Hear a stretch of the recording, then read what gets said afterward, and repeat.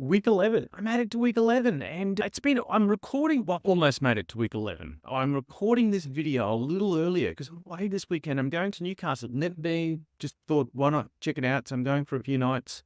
And so I asked a good guy, and this is all about a good guy. I asked a good guy if I could record him early this week so that I could do all of this bit and then post it just as I hop on a plane on Friday. I think I'll do it Friday. So this gig has been on for, well, quite a few years actually. And we've got to reconnect through the running community over the last few years. He's just one of those all around good guys that loves having a conversation with people, get to know people. He's one of those guys you have a conversation with him and you see him weeks later or months later and he jumps straight back into that conversation you were having and checks in on how you're going with there. Got a lot of time for him. So I was really chuffed when he said yes, so I could spend some time asking him more about what he does, who he is. And so let's go meet a good guy.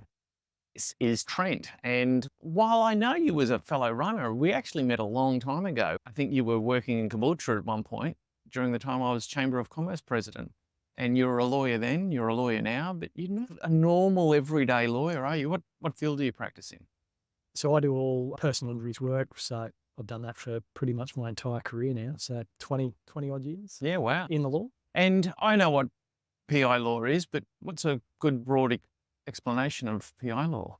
Geez, most people probably don't understand it. In layman's terms, it's what it sounds like. So you do injuries work, but I'd say that's probably only 20% of what I do. Probably more. There's a lot of counselling type work involved with it, a lot of client management, a lot of trying to assist people in other ways. A lot of the people that I deal with are struggling financially. If we can assist them in any way, I need to try and find other ways to get them through to the end of their claim. So whether that's trying to get them on government benefits, whether they have a TPD claim available to them, whether they've got income protection or salary continuance type insurance, if they've got a workers' comp matter, and if it's a combination of all those things, trying to arrange those so that they have this continuity of financial support until we can get them what they're entitled to at the end of the day, which is the damages award. So yeah, in a nutshell. And what's usually happened that somebody rings you and says, I need your help? All sorts of weird and wonderful things. Yeah, it's probably a bit like if you're a criminal lawyer, you would see and hear things that other people just have no idea that happens in society. We do everything from your standard sort of motor vehicle accidents and workplace injuries and things like that to serious and sexual assaults. We do civil claims for victims of that sort of stuff. Generally, if you've been or if someone has been injured and if it's the fault of someone else, that's the sort of stuff we do. I grew up in the era of watching television where ambulance chases were referred to in your side of the industry. The industry's evolved a long way since then. Yeah, it has. My family loves saying that. You're an ambulance chaser. I say, look, I'm an ambulance catcher. But in all seriousness, it's not like that at all. We deal with a lot of trusted referrers, so particularly business people like yourself, a lot of other lawyers, barristers, judges, that sort of stuff refer work to us. It's like any industry. If you do good work and you're treating your clients well, and if you're not ripping them off, and if you're a decent person, work will come to you. And the people that I refer work to, I think they have the same opinion of me as what I do of them. So if I can trust them, and for example, when I've steered clients your way, I know that you will look after them. I know that you won't overcharge them. And then that is a reflection on me. So if I'm referring them to someone that he's doing the wrong thing by my clients, that's a bad reflection on me, and vice versa. If people are referring work to me, I need to do the right thing by them. And you work for a fairly iconic, well-known brand. Tell us about. Yeah, so I'm a partner at Travis Schultz and Partners, Queensland-based firm. Only started up in August 2018, a few years before I joined. But I'd actually worked for Travis and other partners about 20 years ago. Back in 2002 to 2004, I did my articles, which is like your 2-year apprenticeship as a lawyer after you've done your degree. I did that at a different firm back then, which was called Schultz Toomey O'Brien Lawyers. Headed off, did other things for the better part of 2 decades, and I've come full circle back to working with Travis. Yeah. And you head up the Brisbane outfit? Yep. So I'm the Brisbane office leader. So we've got a growing office in Brisbane. We started that up in late 2021. We're nearly 3 years down the track now. It's a good office, really good people working there, doing good work. And we're about to open on the Gold Coast. That's no longer a secret because the signage has gone up. So yeah, it's exciting time. One of the things that has always struck me about you in the whole time I've known you is your phenomenal work ethic. Put in some phenomenal hours. Busy time, or you're just you enjoy the work, I'm guessing? Combination of both. We are very busy. We run high file loads. We've got high expectations on the partners, on all of our professional support staff, everyone. They all step up to the plate and they're all doing the work as we expect, and wouldn't be very fair. And that's a big thing at our firm, is fairness across all of the staff. Wouldn't be very fair if we're expecting them to hold up their end of the bargain if the partners weren't doing likewise. What's your favourite part of what you do?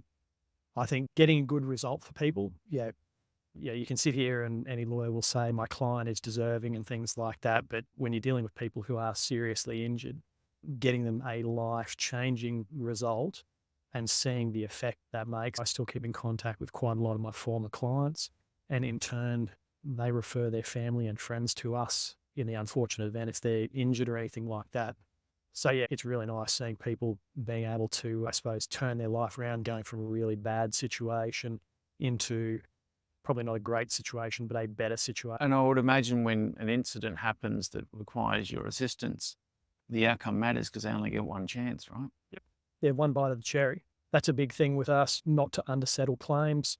We deal with a lot of insurers, and I explain to my clients whenever we're going into a conference with an insurer or their legal representatives, just saying, look, these people on the other side, they're good people. They're just doing their job. If I was doing their job, I'd be doing exactly what they're doing. So as long as we prepare the clients for that, so they know what to expect, and then generally I'll provide them with my advice and just explain to them, look, you can follow that advice or not. But if you're not following that advice, if you're trying to, for example, undersettle your claim, I'll need you to sign something to say you're doing that against my advice. As well as what I've always noticed to be your phenomenal work ethic, you have a great fitness ethic too. For a guy that's busy, flat out, you get up early. I see you at 5 a.m. running. I know there was a period where you did CrossFit even earlier there for a while. So you take your fitness seriously. What drives that? I think not as seriously as some people like yourself and others in the club, but just trying to maintain that balance. I find if I go for a period without having any sort of decent exercise, health and fitness regime, I can feel that I'm starting to get a bit jittery. I think it adversely affects my work. I know it adversely affects my family life.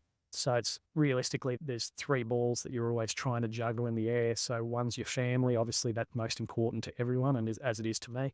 The other is your work, and the other is your health and fitness. It's trying to maintain that balance, keep all the balls in the air at the one time. Yeah, not always easy. Yeah, if you've got other commitments and early morning is the only time that you can exercise, what do? Do you sleep in, or do you get yourself out of bed and go and exercise? Option B is always the better one there. What do you enjoy about running? I think a few things. You can run anywhere. Pretty much any conditions you can go running in. We've had some pretty torrential rain and all that sort of stuff down here. Still get a big bunch of people out. In an hour, you can do a great workout. If you don't have an hour, you can do 5Ks, in a half hour-ish. That's really it. Good sense of camaraderie. I never enjoyed running back in the past when I thought I was maintaining some sort of relative fitness when I used to just run on my own. I hated running. And it was only once I started with a club, the club we're both in, that I realised, well, it's actually more fun with other people. There's a lot of banter that goes on. Just having that group of people to bounce off, draw on their energy. That's what I enjoy. I've never hopped out of bed and gone for a run and felt bad afterwards.